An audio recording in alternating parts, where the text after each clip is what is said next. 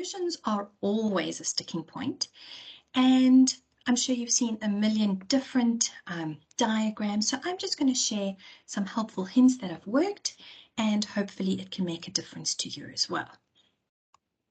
So the general method that you'll find in our classroom book is if you're working in a big unit, for example, kilometer, and you move down to a smaller unit, for example, meters, you need to multiply by the conversion factor. Alternatively, if you're working in a small unit, for example, meters, and you're moving up to a bigger unit, you need to divide by the conversion factor. So that's the general method that can be applied throughout, to your length, to your mass, to your volume.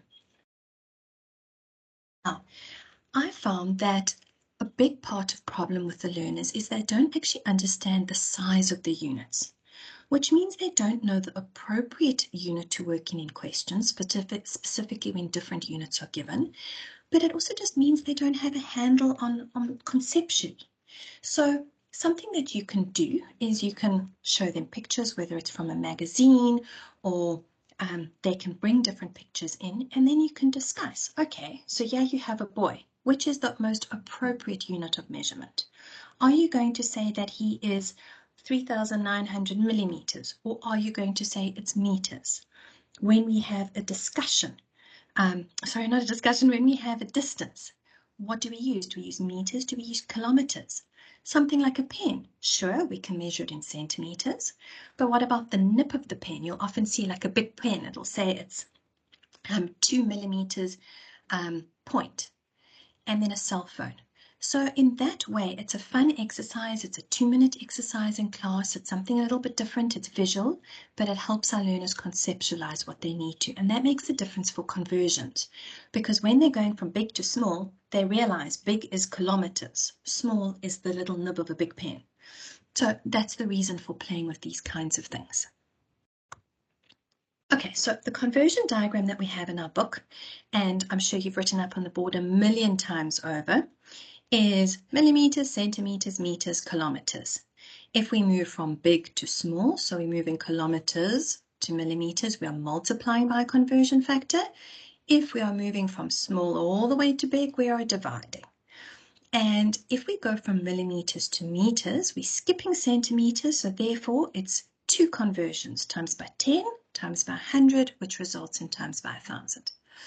Okay, so a little analogy which works well is bunny hops. And the reason I like using analogies is that learners then have an image in their head that they can peg it on when they're actually working. So for me, a bunny, when you first see a little bunny, he has this tiny little hop when he's unsure of his surroundings. And to me, that would be the equivalent of hopping from millimeters to centimeters. It's a small hop, the conversion factor is 10. When he feels a little bit safer, his hop is a little bit bigger.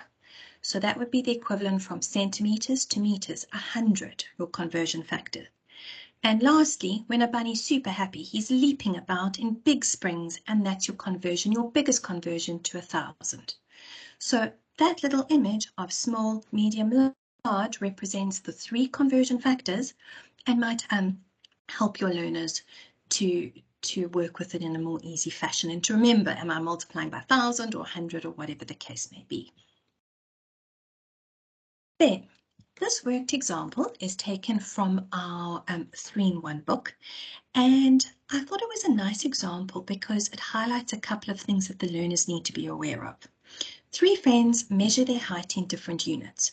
So Jabulani, his height is centimeters, Pelu is in meters, and Samuel is in millimeters. Which is the tallest friend? So this question doesn't tell us what is the most appropriate unit. So again, our learners need to have a concept. Meters is the most appropriate unit. Therefore, that is my starting point, and I'll then need to convert to the others. And when they're converting, they're then thinking about their bunny hops. Are they also multiplying or dividing if they're moving from big to small? And what we need to keep doing, and it comes through with our exam papers, is we must get our learners to write concluding statements, because marks are given for it more and more again. Okay, back to the hands-on exploration worksheet that I spoke about. So this is part 2. Same containers, your rectangular containers, and your cylindrical containers A and B. So in part 1, they measured the length, breadth, and height in centimeters. So this is just an exercise on conversions. They'll take their measurements from part 1 and then convert them. I realize kilometers is ridiculous, but it's just purely a theoretical exercise to practice. Same for container B, all your measurements were in centimeters, so to convert again. Cylindrical containers, do you remember I said make sure they measure it in millimeters so that they're playing with different units again. So all their units will be in millimeters, and then they need to convert it into centimeters, meters, or kilometers.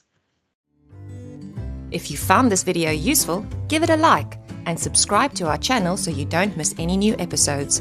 Follow us on Instagram or Facebook to stay on top of the latest TAS news and launches. So that's it for now from The Answer Series, your key to exam success.